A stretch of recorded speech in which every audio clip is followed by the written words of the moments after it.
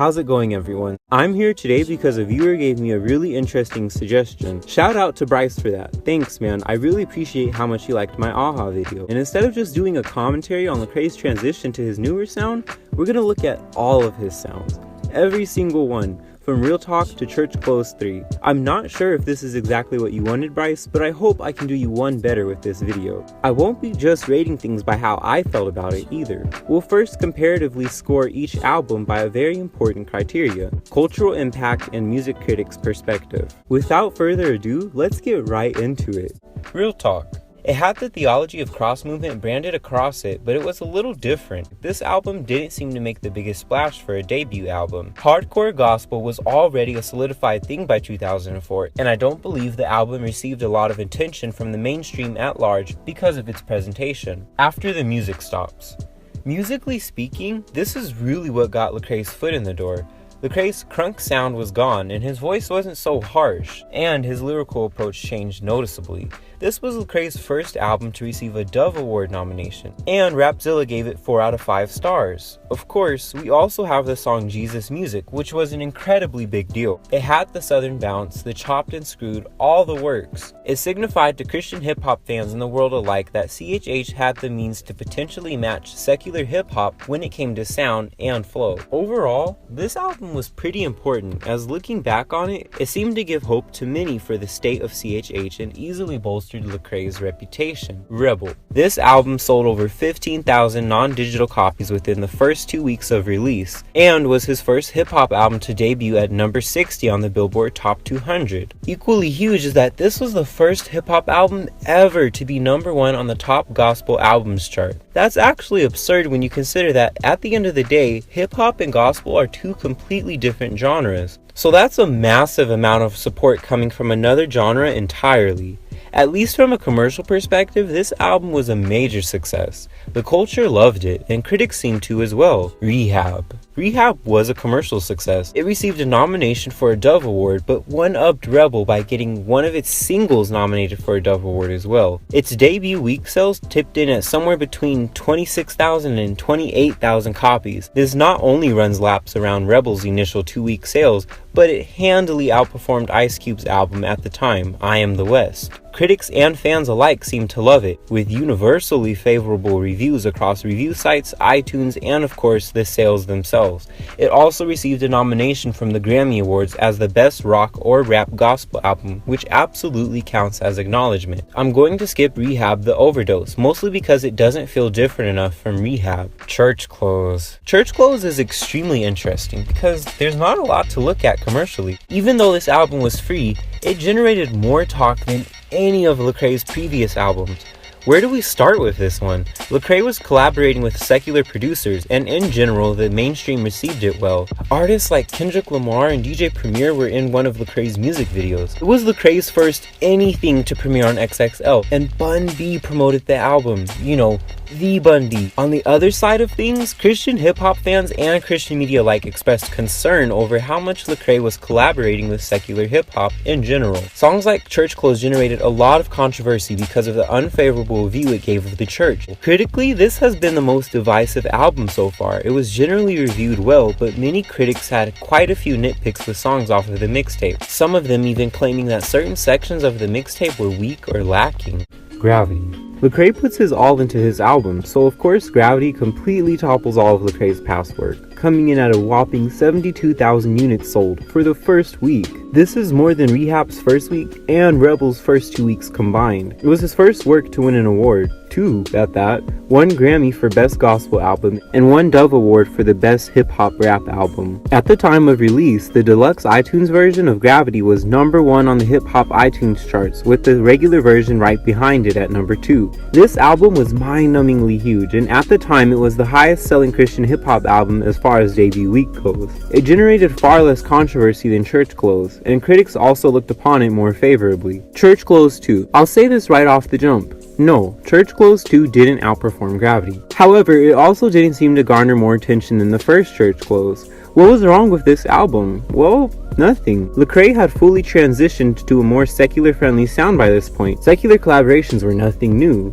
No one was really surprised. However, it's a little more than that. Church Clothes 2 didn't come with the same edginess as Church Clothes. Lecrae had calmed down a bit since Gravity, so he wasn't generating as much controversy. Overall, this mixtape's cultural impact doesn't seem to be very high, because it didn't do anything new, nor did it do anything with notable intensity. Anomaly. Anomaly is, as you expect by now, bigger than all of Lecrae's previous work. It simultaneously topped the Billboard 200 and the Gospel Albums chart, selling over 88,000 copies in the first week. It got responses from the likes of Rolling Stone, XXL, it won a Dove Award, a Stellar Award, 2 Grammy Awards. Yet again, Lecrae crossed boundaries. It's been certified gold by the RIAA.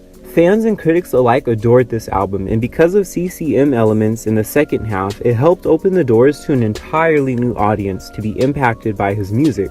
Church Clothes 3. Church Clothes 3 was unexpected. Unlike his 2 previous Church Clothes mixtapes, which had good marketing and promotional material before being released, Church Clothes 3 just sort of popped up without any of that. However, it is still notable that it sold over 20,000 copies in its first week. However, the surprise factor wasn't enough. This mixtape still didn't seem to generate the buzz of Church Clothes, Rehab, or even Gravity.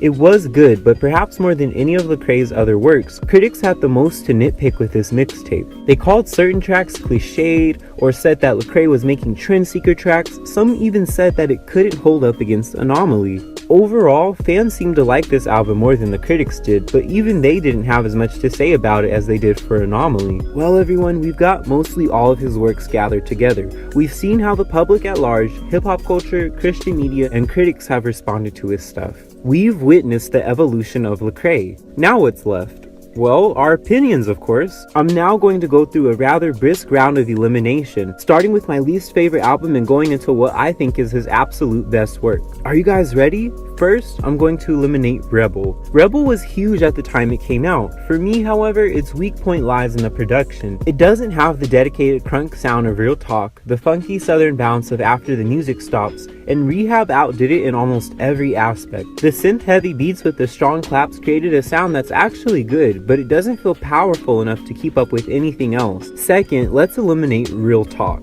Okay, let's have some real talk right here. This was Lecrae's first step on the way to becoming an artist who's now practically a household name, but it isn't Lecrae's best work. It feels like cross movement if they weren't as lyrical, and the result is this hardcore sounding Lecrae with really hardcore beats to back him up, and it feels more dedicated than Rebel. Don't worry, Real Talk, I still take you as you are. You're just not the best.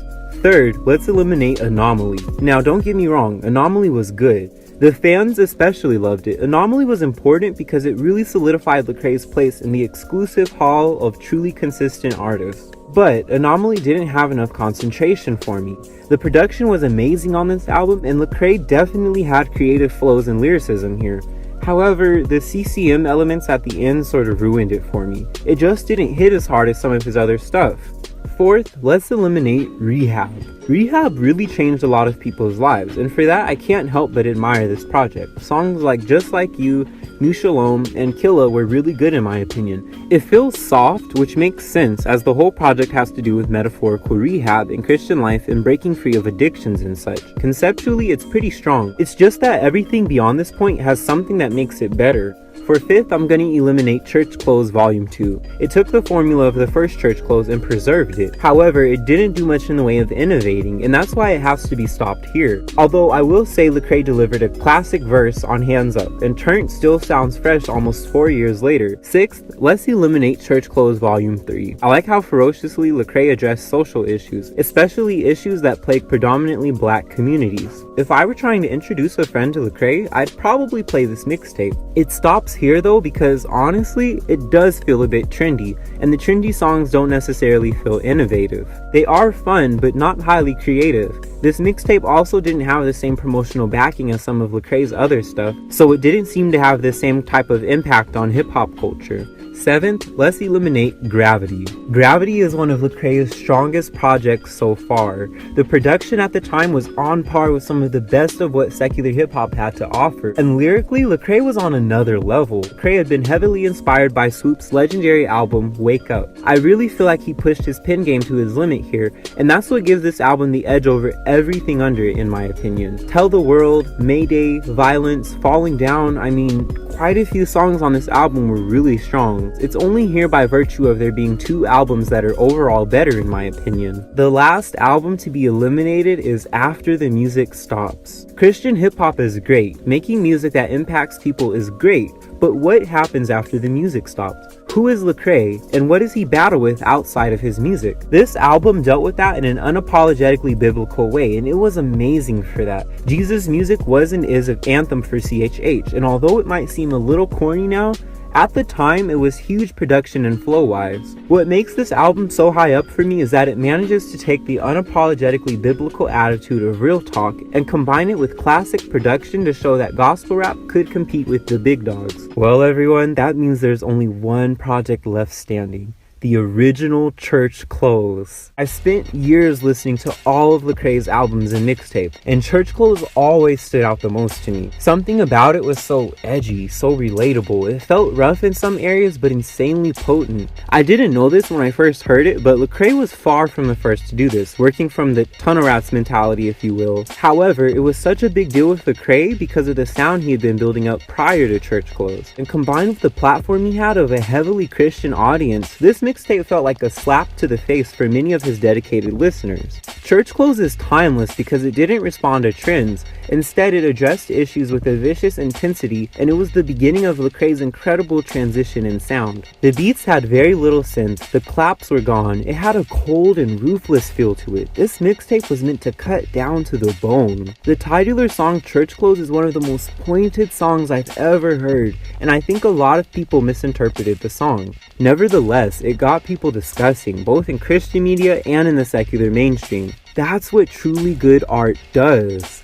This mixtape also has the strongest misconception in the series, as Propaganda, Braille, and Odd Thomas purely brutalize the beat. It's a foundational album, and Lecrae is still unashamed in this mixtape. It's just that his representation of unashamed completely changed.